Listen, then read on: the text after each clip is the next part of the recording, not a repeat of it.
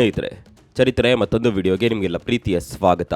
Iran ಮೇಲೆ Israel ಹಾಗೂ America ಜಂಟಿ ದಾಳಿ ನಡೆಸಿರೋದು ತಮಗೆಲ್ಲ ತಿಳಿದೇ ಇದೆ. ಇರಾನ್ನ ಸರ್ವೋಚ್ಚ ನಾಯಕ ಅಯತೊಲ್ಲಾ ಅಲಿ ಖಮೇನಿ ಹತ್ಯೆ ಬಳಿಕ ಮಧ್ಯಪ್ರಾಚ್ಯದಲ್ಲಿ ಬಿಕ್ಕಟ್ಟು ಮತ್ತಷ್ಟು ತಾರಕಕ್ಕೇರಿದೆ. ಭಾನುವಾರ ಇರಾನ್ ತನ್ನ ಪ್ರತೀಕಾರದ ದಾಳಿ ನಡೆಸ್ತಾ ಇದ್ದಂತೆ ಇಸ್ರೇಲ್ ಮತ್ತೆ ವ್ಯಗ್ರಗೊಂಡಿದೆ. ಸೋಮವಾರ ಬೆಳಗಿನ ಜಾವದವರೆಗೆ ಇಸ್ರೇಲ್ ಪಡೆಗಳು ಲೆಬನಾನ್ ರಾಜಧಾನಿ ಬೈರುತ್ ಮೇಲೂ ದಾಳಿ ನಡೆಸಿವೆ. ಮತ್ತೊಂದೆಡೆ ಕುವೈತ್, ಸೌದಿ, ಯುಎಇ ಮೇಲೆ ಇರಾನ್ ನಿರಂತರವಾಗಿ ದಾಳಿ ಮಾಡ್ತಾ ಇದೆ. ಹೀಗಾಗಿ ಇಡೀ ಮಧ್ಯಪ್ರಾಚ್ಯ ಅನ್ನೋದು ಈಗ ಬೆಂಕಿಯುಂಡೆ ಅಂತಾಗಿದೆ.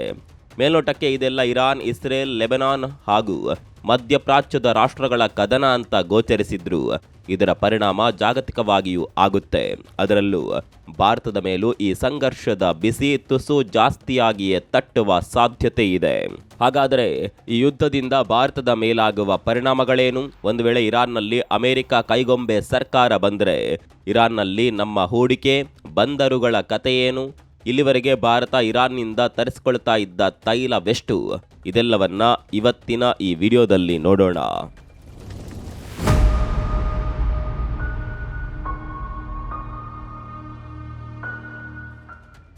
ಸ್ನೇಹಿತರೆ, ಇರಾನ್ ಮೇಲೆ ಇಸ್ರೇಲ್ ಅಮೆರಿಕ ಜಂಟಿ ದಾಳಿ ಬಳಿಕ ಜಾಗತಿಕ ರಾಜಕೀಯ ಸ್ಥಿತಿ ಮತ್ತಷ್ಟು ಬದಲಾಗ್ತಾ ಇದೆ. ಅಮೆರಿಕ ಅಧ್ಯಕ್ಷ ಟ್ರಂಪ್ ಅವರ ಹುಂಬತನ ಇಡೀ ವಿಶ್ವವನ್ನೇ ಒಂದು ರೀತಿ ಸಂಕಷ್ಟಕ್ಕೆ ದೂಡ್ತಾ ಇದೆ. ವೆನಿಜುವೆಲಾ ಅಧ್ಯಕ್ಷರ ಗೃಹ ಬಂಧನದ ಬಳಿಕ ಅಮೆರಿಕ ಈಗ ಇಸ್ರೇಲನ್ನ ಮುಂದಿಟ್ಕೊಂಡು ಇರಾನ್ನನ್ನ ಹಣಿಯಲು ಹೊರಟಿದೆ. ಅದರ ಫಲಿತಾಂಶವೇ ಇರಾನ್ನ ಮೇಲಿನ ಈ ದಾಳಿ. ಹಾಗಂತ ಇರಾನ್ ಮಾಡಿದ್ದೆಲ್ಲ ಸರಿ ಇದೆ ಅಂತಲ್ಲ. ಇರಾನ್ ಹಲವು ವರ್ಷಗಳಿಂದ ನಡೆಸಿಕೊಂಡು ಬರ್ತಿದ್ದ ಪ್ರಾಕ್ಸಿ ವಾರ್ನ ಇಫೆಕ್ಟ್ ಇದು. ಮಾಡಿದ್ದುಣ್ಣೋ ಮಹಾರಾಯ ಅನ್ನುವ ಹಾಗೆ ಇಂದಿನ ಈ ಸ್ಥಿತಿಗೆ ಇರಾನ್ ನಾಯಕರ ಹುಚ್ಚು ನಿರ್ಧಾರಗಳು ಕೂಡ ಕಾರಣ. ಇಲ್ಲಿವರೆಗೆ ಇಸ್ರೇಲ್ ನಿರಂತರವಾಗಿ ಹೋರಾಟ ನಡೆಸ್ತಾ ಇದ್ದಿದ್ದು ಇದೇ ಕಾರಣಕ್ಕೆ. ಇಸ್ರೇಲ್ ದೇಶವನ್ನೇ ನಿರ್ನಾಮ ಮಾಡಲು ಪಣತೊಟ್ಟಂತೆ ವರ್ತಿಸಿದ್ದ ಖಮೇನಿಯೇ ಈಗ ಮಣ್ಣು ಸೇರಿದ್ದಾರೆ. ಇಸ್ರೇಲ್ ತನ್ನ ನೆಲದ ರಕ್ಷಣೆಗಾಗಿ ಹೋರಾಡ್ತಾ ಇರೋದರಲ್ಲಿ ನ್ಯಾಯ ಇದೆ. ಆದರೆ ಮಧ್ಯಪ್ರಾಚ್ಯದಲ್ಲಿ ಹೊತ್ಕೊಂಡಿರುವ ಈ ಬೆಂಕಿಯಲ್ಲಿ ಚಳಿ ಕಾಯಿಸಿಕೊಳ್ಳುವವರು ಅಮೆರಿಕಾದಂತಹ ರಾಷ್ಟ್ರಗಳು ಅನ್ನೋದು ಕೂಡ ಅಷ್ಟೇ ಸತ್ಯ.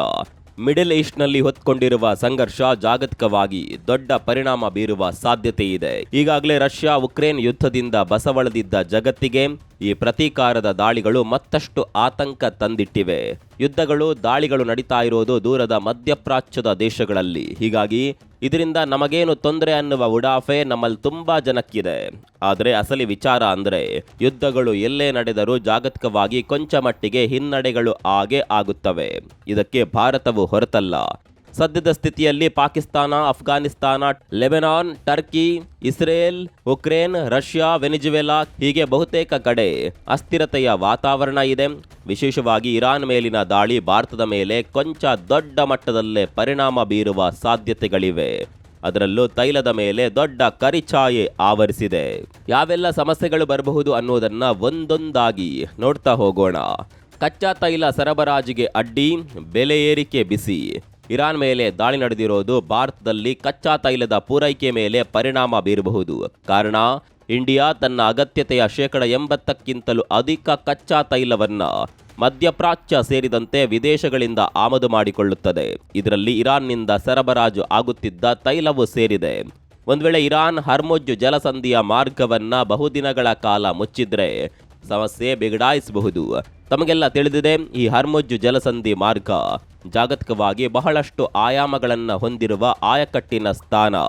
ಈಗಾಗಲೇ ಇದನ್ನ ಮುಚ್ಚಲಾಗಿದೆ. ಇಲ್ಲಿಯ ಪ್ರತಿ ಘಟನೆಯೂ ಜಾಗತಿಕ ಆರ್ಥಿಕತೆಯ ಮೇಲೆ ಪ್ರಭಾವ ಬೀರುತ್ತದೆ. ಇಲ್ಲಿಂದಲೇ ಕೊಲ್ಲಿ ರಾಷ್ಟ್ರಗಳ ಕಚ್ಚಾ ತೈಲ ಭಾರತವೂ ಸೇರಿದಂತೆ ಅನೇಕ ರಾಷ್ಟ್ರಗಳಿಗೆ ಸಾಗಣೆಯಾಗುತ್ತದೆ. ಇದು ಹಲವು ದಿನಗಳ ಕಾಲ ಸ್ಥಗಿತಗೊಂಡ್ರೆ ಕತಾರ್, ಸೌದಿ, ದುಬೈ ಮುಂತಾದ ಕೊಲ್ಲಿ ರಾಷ್ಟ್ರಗಳಿಂದ ಬರ್ತಾ ಇದ್ದ ಕಚ್ಚಾ ತೈಲದ ಪೂರೈಕೆ ನಿಂತು ಹೋಗುತ್ತದೆ.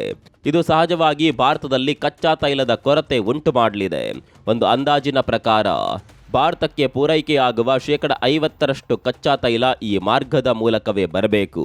ಹೀಗಾಗಿ ಮುಂದಿನ ದಿನಗಳಲ್ಲಿ ಪೆಟ್ರೋಲ್, ಡೀಸೆಲ್ ಬೆಲೆ ಏರಿಕೆಯಾಗುವ ಆತಂಕವಿದೆ. ಸದ್ಯದ ಸ್ಥಿತಿಯಲ್ಲಿ ಅಂತಹ ಪರಿಸ್ಥಿತಿ ಇಲ್ಲ.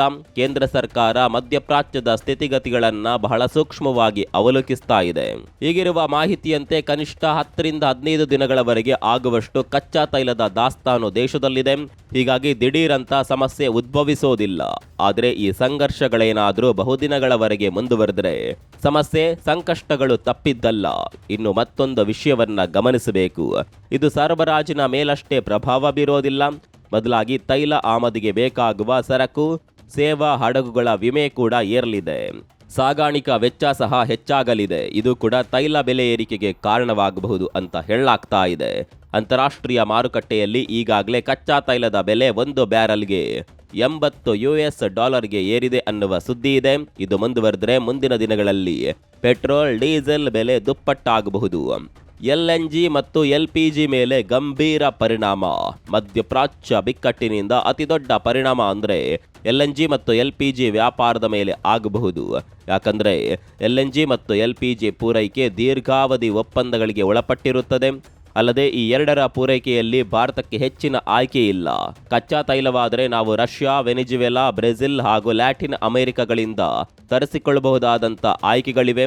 ಆದರೆ LNG ಮತ್ತು LPG ವಿಚಾರದಲ್ಲಿ ಅದಕ್ಕೆ ಅವಕಾಶವಿಲ್ಲ. ಹೀಗಾಗಿ ಹರ್ಮುಜ್ ಜಲಸಂಧಿಯನ್ನ ಹೆಚ್ಚು ದಿನ ಬಂದ್ ಮಾಡಿದರೆ ಸಮಸ್ಯೆ ಬಿಗಡಾಯಿಸಬಹುದು ಅಂತ ಹೇಳಲಾಗ್ತಾ ಇದೆ. ಒಂದು ವೇಳೆ ನಮಗೆ ಬೇರೆ ರಾಷ್ಟ್ರಗಳಲ್ಲಿ LNG, LPG ಸಿಕ್ಕರೂ ಬೇಡಿಕೆ ಹೆಚ್ಚಿರುವ ಕಾರಣ ಚೀನಾ ಕೂಡ ಚೌಕಾಸಿಗೆ ಇಳಿಯೋದ್ರಿಂದ ಬೆಲೆ ಏರಬಹುದು ಅಂತ ನಿರೀಕ್ಷಿಸಲಾಗಿದೆ. ಇನ್ನು ಇರಾನ್ನಿಂದ ಇಂಡಿಯಾಗೆ ನೇರ ಗ್ಯಾಸ್ ಪೈಪ್ಲೈನ್ ಅಳವಡಿಸುವ ಪ್ರಸ್ತಾವಿತ ಯೋಜನೆಗೆ ಇದರಿಂದ ದೊಡ್ಡ ಹಿನ್ನಡೆಯಾದಂತಾಗಿದೆ. ಆಮದು ರಫ್ತಿನ ಮೇಲೆ ಪರಿಣಾಮ.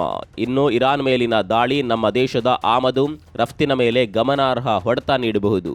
ಭಾರತ ಇರಾನ್ನಿಂದ ಬಾದಾಮಿ, ಪಿಸ್ತಾ, ವಾಲ್ನಟ್, ಸೇಬು, ಖರ್ಜೂರ, ಕೇಸರಿ, ಅಜೈವಿಕ ರಾಸಾಯನಿಕಗಳು ಹಾಗೂ ಗಾಜಿನ ವಸ್ತುಗಳು, ಕೆಲವು ಖನಿಜಗಳನ್ನು ಆಮದು ಮಾಡಿಕೊಳ್ಳುತ್ತೆ. ಆದರೆ ಸಂಘರ್ಷದಿಂದಾಗಿ ಈ ವಸ್ತುಗಳ ಪೂರೈಕೆಯಲ್ಲಿ ವ್ಯತ್ಯಾಸವಾಗಬಹುದು ಅಥವಾ ನಿಂತೇ ಹೋಗಬಹುದು. ಹೀಗಾಗಿ ಇದು ಇವುಗಳ ಬೆಲೆ ಏರಿಕೆಗೆ ಕಾರಣವಾಗಬಹುದು ಅಂತ ಹೇಳಲಾಗ್ತಾ ಇದೆ. ಇನ್ನು ಭಾರತ ಇರಾನ್ಗೆ ಬಾಸ್ಮತಿ ಅಕ್ಕಿಯನ್ನ ಬಹುದೊಡ್ಡ ಮಟ್ಟದಲ್ಲಿ ಎಕ್ಸ್ಪೋರ್ಟ್ ಮಾಡುತ್ತೆ. ನಮ್ಮ ಒಟ್ಟು ಬಾಸ್ಮತಿ ಅಕ್ಕಿ ರಫ್ತಿನಲ್ಲಿ 60%ಕ್ಕೂ ಹೆಚ್ಚು ಪ್ರಮಾಣ ಇರಾನ್ಗೆ ಹೋಗುತ್ತದೆ. ಅಲ್ಲದೆ ಚಹಾ, ಸಕ್ಕರೆ, ಸೋಯಾಬೀನ್ ಮುಂತಾದ ವಸ್ತುಗಳು ಕೂಡ ರಫ್ತಾಗುತ್ತವೆ.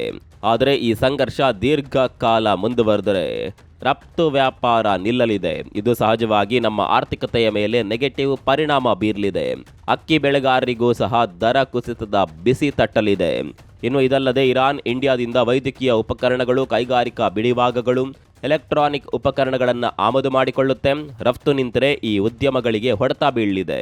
ಹಣದುಬ್ಬರ ಏರಿಕೆ, ರೂಪಾಯಿ ಅಪಮೌಲ್ಯ, ಚಿನ್ನ ಬೆಳ್ಳಿಗೂ ಮತ್ತೆ ಬೆಲೆ ಏರಿಕೆ ಆತಂಕ. ಕಚ್ಚಾ ತೈಲ ಪೂರೈಕೆ ನಿಂತರೆ ಅದು ಇಡೀ ಆರ್ಥಿಕತೆ ಮೇಲೆ ಪ್ರಭಾವ ಬೀರುತ್ತದೆ. ಸಾಗಾಣಿಕೆ ದರ ಏರಲಿದೆ. ಇದು ಸರಕು ಸೇವೆಗಳ ಬೆಲೆ ಏರುವಂತೆ ಮಾಡಲಿದೆ. ಹೀಗಾಗಿ ನೇರವಾಗಿ ಹಣದುಬ್ಬರಕ್ಕೆ ಕಾರಣವಾಗಲಿದೆ. ಮತ್ತೊಂದೆಡೆ ಇದು ರೂಪಾಯಿ ಮೌಲ್ಯದ ಮೇಲೂ ಪರಿಣಾಮ ಬೀರುವ ಸಾಧ್ಯತೆ ಇದೆ.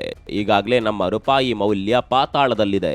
ಒಂದು ವೇಳೆ ಈ ಅನಿಶ್ಚಿತತೆ ಮುಂದುವರೆದರೆ ಪರಿಸ್ಥಿತಿ ಮತ್ತಷ್ಟು ಬಿಗಡಾಯಿಸಲಿದೆ. ಇದು ನೇರವಾಗಿ ನಮ್ಮ ಆರ್ಥಿಕ ಬೆಳವಣಿಗೆಗೆ ಹೊಡೆತ ನೀಡುವ ಸಾಧ್ಯತೆ ಇದೆ. ನಮ್ಮದು ಅಭಿವೃದ್ಧಿ ಹೊಂದುತ್ತಿರುವ ಆರ್ಥಿಕತೆ ಆಗಿರೋದ್ರಿಂದ ಯುದ್ಧದ ಆರ್ಥಿಕ ಪರಿಣಾಮಗಳನ್ನು ಎದುರಿಸೋದು ಅಷ್ಟು ಸುಲಭವಲ್ಲ. ಒಟ್ಟಾರೆ ಇದು ಆರ್ಥಿಕತೆಯನ್ನ ಹಿಂದಕ್ಕೆ ಎಳೆಯಲಿದೆ. ಇದರೊಂದಿಗೆ ಚಿನ್ನ, ಬೆಳ್ಳಿಯ ದರಗಳು ಕೂಡ ಮತ್ತೆ ಗಗನಮುಖಿ ಆಗಬಹುದು. ಒಂದು ಅಂದಾಜಿನಂತೆ ಚಿನ್ನ 2 ಲಕ್ಷದ ಗಡಿ ದಾಟುವ ನಿರೀಕ್ಷೆ ಇದೆ. ಭಾರತೀಯರ ಸುರಕ್ಷತೆಯ ವಿಷಯ. ಮಧ್ಯಪ್ರಾಚ್ಯದಲ್ಲಿ ಉಂಟಾಗಿರುವ ಈ ಸಂಘರ್ಷದ ಅತಿದೊಡ್ಡ ಅಪಾಯ ಅಂದರೆ ಭಾರತೀಯರ ಸುರಕ್ಷತೆಯ ವಿಚಾರದ್ದು. ಯಾಕಂದರೆ ಇರಾನ್, ಸೌದಿ ಸೇರಿದಂತೆ ಈ ಕೊಲ್ಲಿ ರಾಷ್ಟ್ರಗಳಲ್ಲಿ ಲಕ್ಷಾಂತರ ಭಾರತೀಯರು ಬದುಕು ಕಟ್ಟಿಕೊಂಡಿದ್ದಾರೆ. ಒಂದು ವೇಳೆ ಇರಾನ್ ದಾಳಿಯನ್ನ ಮುಂದುವರಿಸಿದ್ದೇ ಆದಲ್ಲಿ ಈ ಕೊಲ್ಲಿ ರಾಷ್ಟ್ರಗಳಲ್ಲಿರುವ ಭಾರತೀಯರನ್ನ ಸುರಕ್ಷಿತವಾಗಿ ಕರೆತರಬೇಕಾಗಿದೆ. ಈ ನಿಟ್ಟಿನಲ್ಲಿ ಕೇಂದ್ರ ಸರ್ಕಾರ ಸಿದ್ಧತೆ ನಡೆಸ್ತಾ ಇದೆ. ಈಗಾಗಲೇ ಸಹಾಯವಾಣಿಗಳು ಕೂಡ ಆರಂಭಗೊಂಡಿವೆ. ಆದರೆ ಈಗಿರುವ ಸವಾಲು ಅಂದರೆ ವಿಮಾನಗಳು ರದ್ದಾಗಿರೋದು. ಹೀಗಾಗಿ ರಾಜತಾಂತ್ರಿಕ ಮಾತುಕತೆಗಳ ಮೂಲಕ ಮೊದಲು ಕನಿಷ್ಠ 1 ದಿನವಾದರೂ ಕದನ ವಿರಾಮವಾಗಬೇಕು. ಜೊತೆಗೆ ವಿಮಾನಗಳನ್ನು ಸುರಕ್ಷಿತವಾಗಿ ಇಂಡಿಯಾಗೆ ಕರೆತರಬೇಕಾಗಿದೆ. ವಿಮಾನ ಕಂಪನಿಗಳಿಗೆ ಆರ್ಥಿಕ ನಷ್ಟ. ಈ ಸಂಘರ್ಷದಿಂದಾಗಿ ಕೊಲ್ಲಿ ರಾಷ್ಟ್ರಗಳಿಗೆ ವಿಮಾನಯಾನ ಸಂಪರ್ಕ ನಿಂತು ಹೋಗಿದೆ. ನಿತ್ಯ ಭಾರತದ ನೂರಾರು ಫ್ಲೈಟ್ಗಳು ಕೊಲ್ಲಿ ರಾಷ್ಟ್ರಗಳಿಗೆ ಹೋಗ್ತಾ ಇದ್ವು. ಆದರೆ ಯುದ್ಧದಿಂದಾಗಿ ಎಲ್ಲಾ ವಿಮಾನಗಳ ಹಾರಾಟ ಕೆಲ ಗಂಟೆಗಳ ಕಾಲ ನಿಂತಿತ್ತು. ಇನ್ನೂ ಕೂಡ ಅದರಲ್ಲಿ ವ್ಯತ್ಯಯವಾಗುವಂತ ಸಾಧ್ಯತೆ ಇದೆ. ಇದು ಒಂದು ಕಡೆ ಸುರಕ್ಷತೆಯ ವಿಷಯವನ್ನ ಎತ್ತಿದ್ರೆ ಮತ್ತೊಂದೆಡೆ ವಿಮಾನ ಸಂಸ್ಥೆಗಳಿಗೂ ನಷ್ಟವನ್ನ ಉಂಟು ಮಾಡ್ತಿವೆ.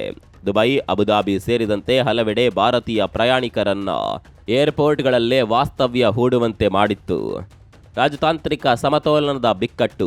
ಇನ್ನು ಇರಾನ್, ಅಮೆರಿಕ, ಇಸ್ರೇಲ್ ಸಂಘರ್ಷ ಕೇವಲ ಆರ್ಥಿಕವಾಗಿ ಮಾತ್ರ ಸಮಸ್ಯೆ ತಂದೊಡ್ಡಲ್ಲ, ಇದು ರಾಜತಾಂತ್ರಿಕವಾಗಿಯೂ ದೊಡ್ಡ ಸವಾಲು ಹುಟ್ಟಾಕಿದೆ. ಕಾರಣ ಈ ಮೂರು ರಾಷ್ಟ್ರಗಳೊಂದಿಗೆ ಭಾರತ ಉತ್ತಮ ಬಾಂಧವ್ಯ ಹೊಂದಿದೆ. ಟ್ರಂಪ್ ರಂಪಾಟ ಏನೇ ಇದ್ರೂ ಇಂಡಿಯಾ ನೇರವಾಗಿ ಅಮೆರಿಕಾದೊಂದಿಗೆ ಕಲಹಕ್ಕೆ ನಿಲ್ಲುವ ಸ್ಥಿತಿಯಲ್ಲಿ ಇಲ್ಲ. ಇನ್ನು ಇಸ್ರೇಲ್ ಜೊತೆ ನಮ್ಮದು ಗಟ್ಟಿ ಬಾಂಧವ್ಯವಿದೆ. ಇತ್ತ ಇರಾನ್ ಜೊತೆಗೂ ಕೂಡ ನಮ್ಮದು ತೀರಾ ಹಳಸಿದ ಸಂಬಂಧವೇನು ಅಲ್ಲ. ಅನೇಕ ವಿಷಯಗಳಲ್ಲಿ ಇರಾನ್ ಇಂಡಿಯಾ ದ್ವಿಪಕ್ಷೀಯ ಸಂಬಂಧಗಳನ್ನು ಹೊಂದಿದೆ. ಹೀಗಾಗಿ ಇವೆಲ್ಲವನ್ನ ಗಮನಿಸಿ ನ್ಯೂಟ್ರಲ್ ಸ್ಥಿತಿಯಲ್ಲಿ ಇರಬೇಕಾದಂಥ ಅನಿವಾರ್ಯತೆ ಇದೆ. ಸ್ನೇಹಿತರೆ, ಇದೆಲ್ಲ ಒಂದು ಕಡೆ ಆದರೆ ಇನ್ನು ಇರಾನ್ನಲ್ಲಿ ಮುಂದಿನ ಪರಿಸ್ಥಿತಿ ಏನು ಅನ್ನೋದು ಕೂಡ ಆತಂಕಕ್ಕೆ ಕಾರಣ ಆಗ್ತಾ ಇದೆ. ಖಮೇನಿ ಹತ್ಯೆಯ ಬಳಿಕ ಈಗ ಅಯೋತ್ಯೆಲ್ಲಾ ಅಲಿರೇಜಾ ಅರಾಫಿ ಅವರನ್ನ ಮಧ್ಯಂತರ ಸರ್ವೋಚ್ಚ ನಾಯಕನನ್ನಾಗಿ ಆಯ್ಕೆ ಮಾಡಲಾಗಿದೆ. ಆದರೆ ಯುದ್ಧವೇನು ಅಂತ್ಯಗೊಂಡಿಲ್ಲ. ಅಮೆರಿಕ ಇಷ್ಟಕ್ಕೆ ಸುಮ್ಮನಾಗುವ ಸಾಧ್ಯತೆಯೂ ಇಲ್ಲ. ಇರಾನ್ ಸಂಪೂರ್ಣವಾಗಿ ತನ್ನ ಪರಮಾಣು ಯೋಜನೆಗಳನ್ನು ನಿಲ್ಲಿಸುವವರೆಗೂ ಇರಾನ್ ಜೊತೆ ಸಂಘರ್ಷ ಅಂತ ಬಹಿರಂಗವಾಗಿಯೇ ಹೇಳಿದ್ದಾರೆ. ಹೀಗಾಗಿ ಇರಾನ್ ಭವಿಷ್ಯದ ಘಟನೆಗಳು ಕೂಡ ಹೆಚ್ಚು ಆತಂಕಕ್ಕೆ ಕಾರಣವಾಗ್ತಿವೆ. ಒಂದು ವೇಳೆ ಭವಿಷ್ಯದಲ್ಲಿ ಇರಾನ್ನಲ್ಲಿ ಅಮೆರಿಕ ನಿಯಂತ್ರಿತ ಸರ್ಕಾರ ಬಂದಿದ್ದೇ ಆದಲ್ಲಿ ಅದು ಭಾರತದ ಜೊತೆಗೆ ಹೇಗೆ ವ್ಯವಹರಿಸುತ್ತೆ ಅನ್ನುವ ಸವಾಲು ಕೂಡ ಇದೆ. ಅಂದ ಹಾಗೆ ಭಾರತ ಇರಾನ್ ಜೊತೆ ಬಹಳ ಗಹನವಾದ ವ್ಯೂಹಾತ್ಮಕ ಪಾಲುದಾರಿಕೆ ಹೊಂದಿಲ್ಲ ನಿಜ. ಆದರೆ ಪ್ರಾದೇಶಿಕ ಭದ್ರತೆ, ವ್ಯಾಪಾರ, ವಹಿವಾಟು ಹಾಗೂ ಚೀನಾಗೆ ಸೆಡ್ ಹೊಡೆಯುವ ವಿಷಯದಲ್ಲಿ ನಮ್ಮ ಜೊತೆ ಬಾಂಧವ್ಯ ಹೊಂದಿತ್ತು. ಭಾರತ ಇರಾನ್ನ ಸಿಸ್ತಾನ್, ಬಲೂಚಿಸ್ತಾನ್ ಪ್ರಾಂತ್ಯದಲ್ಲಿರುವ ಚೌಬಹಾರ್ನಲ್ಲಿ ಬಂದರನ್ನ ಅಭಿವೃದ್ಧಿಪಡಿಸಿದೆ. ಇದು ಪಾಕಿಸ್ತಾನವನ್ನ ಬೈಪಾಸ್ ಮಾಡಿ ಅಫ್ಘಾನಿಸ್ತಾನ ಮತ್ತು ಮಧ್ಯ ಏಷ್ಯಾದ ದೇಶಗಳಿಗೆ ಭಾರತದ ಸರಕು ಸಾಗಾಣಿಕೆಗೆ ಪರ್ಯಾಯ ಮಾರ್ಗವನ್ನ ಒದಗಿಸುತ್ತದೆ. ಅರಬ್ಬಿ ಸಮುದ್ರ ಹಾಗೂ ಕೊಲ್ಲಿ ಪ್ರದೇಶದಲ್ಲಿ ಚೀನಾ ಪ್ರಭಾವವನ್ನು ಕಡಿಮೆ ಮಾಡಲು ಇದು ಬಹಳ ಯೋಜಿತವಾಗಿ ಮಾಡಲಾಗಿದ್ದ ಸ್ಟ್ರಾಟಜಿ ಆಗಿತ್ತು. ಆದರೆ ಭವಿಷ್ಯದಲ್ಲಿ ಇದರ ಮೇಲೆ ಕರಿನೆರಳು ಆವರಿಸಿದೆ.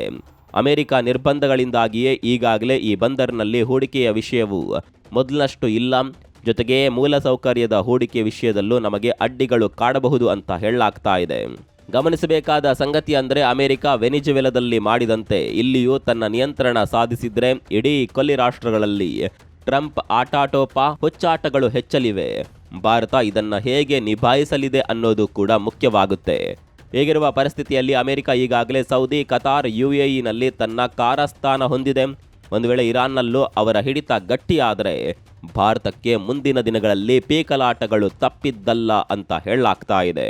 ಇನ್ನು ಇಸ್ರೇಲ್ ಇರಾನ್ ಸಂಘರ್ಷ ತುಂಬಾ ದಿನ ಮುಂದುವರಿಯುವ ಸಾಧ್ಯತೆಗಳು ಕಡಿಮೆ ಅಂತಾನೂ ಹೇಳಲಾಗುತ್ತಿದೆ. ಹಾಗೊಂದು ವೇಳೆ ಈ ಕಲಹ ಜಾಸ್ತಿ ದಿನ ಮುಂದುವರೆದಿದ್ದೇ ಆದಲ್ಲಿ ಇದು ಕೇವಲ ಭಾರತಕ್ಕಷ್ಟೇ ಅಲ್ಲ, ಇಡೀ ಮಧ್ಯಪ್ರಾಚ್ಯ, ದಕ್ಷಿಣ ಏಷ್ಯಾ, ಯುರೋಪ್, ಚೀನಾ, ಪೂರ್ವಾತ್ಯ ರಾಷ್ಟ್ರಗಳಿಗೂ ತಟ್ಟಲಿದೆ. ಕೊಲ್ಲಿ ದೇಶಗಳ ಆದಾಯ ನಿಂತಿರೋದೇ ತೈಲದ ಮೇಲೆ. ಹೀಗಾಗಿ ಅದರ ಸಾಗಾಟ ನಿಂತರೆ ಸಹಜವಾಗಿಯೇ ಅವುಗಳ ಇನ್ಕಮ್ ಕೂಡ ಕುಸಿಯುತ್ತೆ. ಆ ಕಾರಣಕ್ಕಾಗಿ ಕೊಲ್ಲಿ ರಾಷ್ಟ್ರಗಳು ಈ ಸಂಘರ್ಷವನ್ನ ಹೆಚ್ಚು ದಿನ ಮುಂದುವರಿಯೋದಕ್ಕೆ ಬಿಡಲಾರವು ಅನ್ನುವ ಮಾತಿದೆ.